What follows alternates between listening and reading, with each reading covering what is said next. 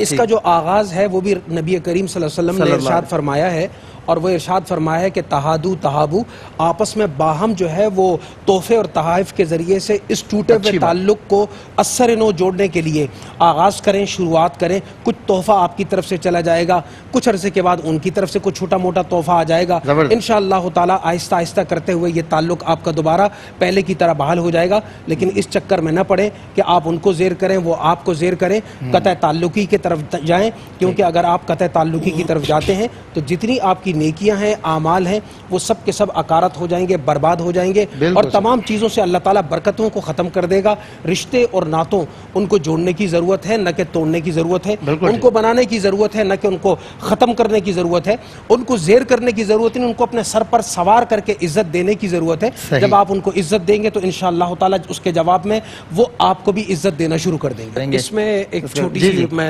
چلتے چلتے عرض کر دوں، عموماً یہ ہوتا ہے کہ بڑا جو عمر کا آدمی ہوتا ہے، شخصیت ہوتی ہے،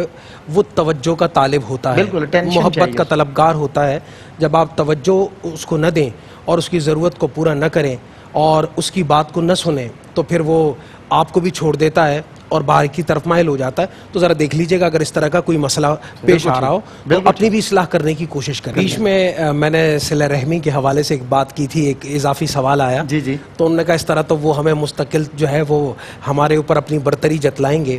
بنیادی طور پر جب ہم شریعت کی بات کرتے ہیں، حکم الہی کی بات کرتے ہیں، تو ہم اللہ کی رضا کے طالب اور جویا ہوتے ہیں۔ لوگ کیا کہیں گے یہ ایک اضافی سوال بن جاتا ہے۔ اگر آپ لوگوں کے کہے پر چلتے ہیں تو اس کا مطلب یہ ہے کہ آپ کو اللہ کے کہے کی کوئی فکر نہیں ہے، رسول اللہ صلی اللہ علیہ وسلم کی سنت کی کوئی فکر نہیں ہے، آپ لوگوں کی طرف متوجہ ہیں، اللہ اور رسول کی طرف سے آپ کی توجہ ہٹ گئی، تو ہم اللہ کی رضا کے طلبگار بنیں، چھوڑ دیں کہ لوگ کیا کہہ رہے ہیں۔